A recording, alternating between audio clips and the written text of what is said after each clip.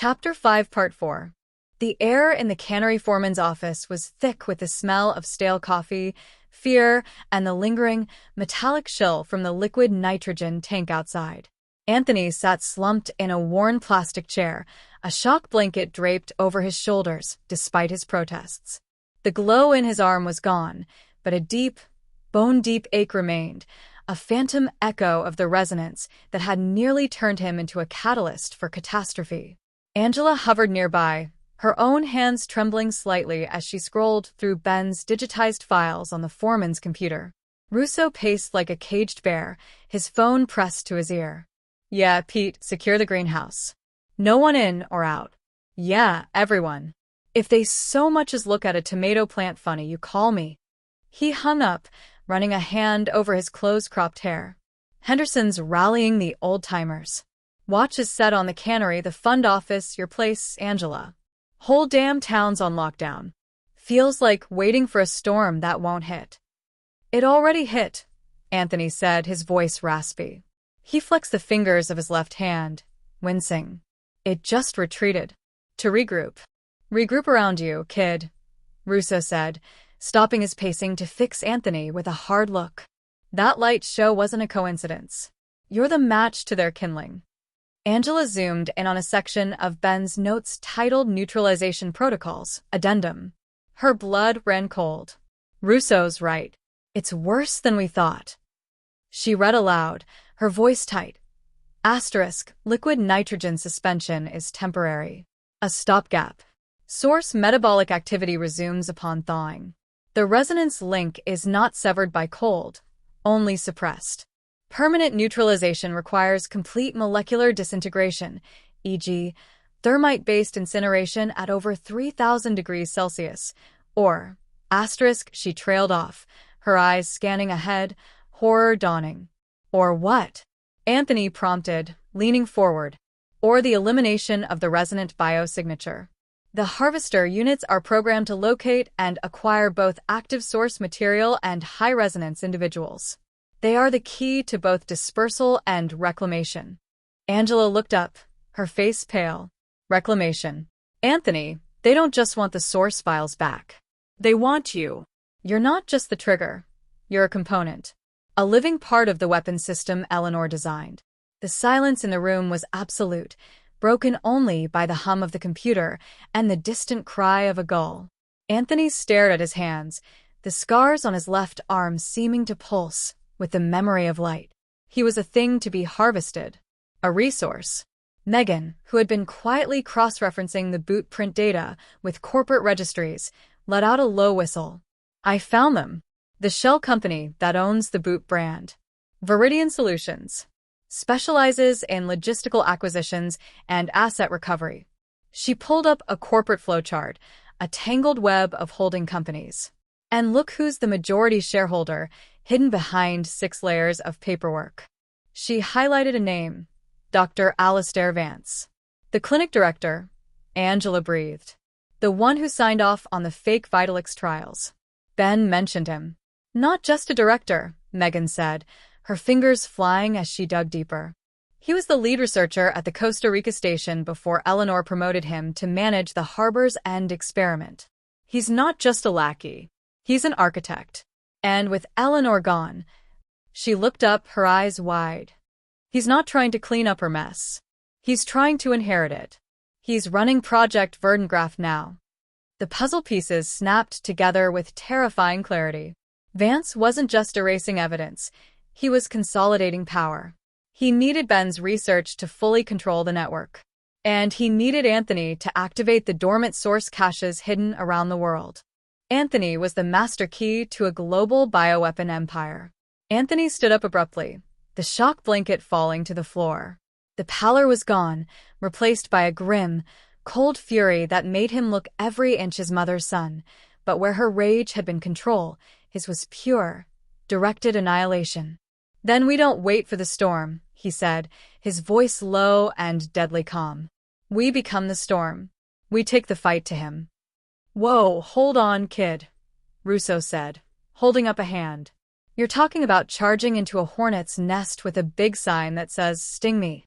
They want you.'" Walking into a Viridian facility is like handing them the keys. Not if we control the narrative, Anthony countered, his mind racing, plans forming with a chilling, strategic clarity Angela had only seen glimpses of before. They want the resonant individual, the asset. What if the asset malfunctions?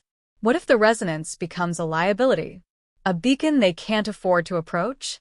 Angela understood instantly. You want to weaponize the resonance against them. Ben's notes, Anthony said, turning to the computer. He was terrified of the link. He studied it. He tried to find a way to block it, amplify it, break it.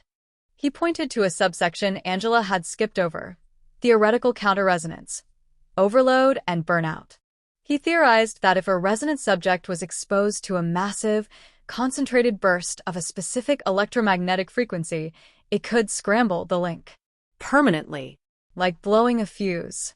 It would render the subject useless to them and destroy any nearby active source material in a cascading reaction. Megan scanned the dense text. He says the required EM burst is huge. Dangerous. It could cause significant neurological trauma in the subject. Seizures. Catastrophic synaptic failure. It's a suicide bomb, Anthony. Not if it's targeted, Anthony argued, a desperate light in his eyes. Not if we control the dosage, the location. We use it as a threat. We draw Vance out. We offer him a trade, his entire network's safety, for his own freedom. We tell him we'll turn me into a walking EMP for his precious source material unless he stands down. We make him believe that acquiring me means destroying everything he's built. It was a breathtakingly dangerous gambit. A bluff of cosmic proportions. They'd be threatening to destroy the very thing they were trying to protect, Anthony's mind, his life, to save him. Russo shook his head. It's insane. Even if you could generate this burst, even if you survive it, you're putting a target on your back the size of a barn. Vance will call your bluff. Or just shoot you from a mile away. Then we don't give him the chance to shoot, Angela said, her voice firming with resolve. She saw the plan, saw its terrifying logic. We don't go to him. We make him come to us. Somewhere we control. Somewhere public. Where a sudden neurological event would draw attention. We use the one thing Vance fears more than failure: exposure. Split Rock, Anthony said quietly. The new fracture. Where we found the box. It's public land now, after the collapse. But isolated. The mineral content in the rock there. Ben's notes say it could amplify the EM pulse, make it more potent. More believable. They worked through the night in the cramped office, fueled by bad coffee and sheer, desperate adrenaline. Megan and Angela deciphered Ben's complex schematics for a portable, high-output EM emitter, cross-referencing them with order forms from industrial electronics suppliers Russo knew. Anthony, drawing on a lifetime of observing his mother's ruthless negotiations, drafted the message to Alistair Vance. It was a masterpiece of cold threat and tantalizing bait, sent through encrypted channels Magpie provided, outlining the terms of the trade, at the Split Rock fracture at dawn. As the first gray light of morning touched the rain-smeared windows, the plan was set. The components for the emitter were being scavenged. The message was sent.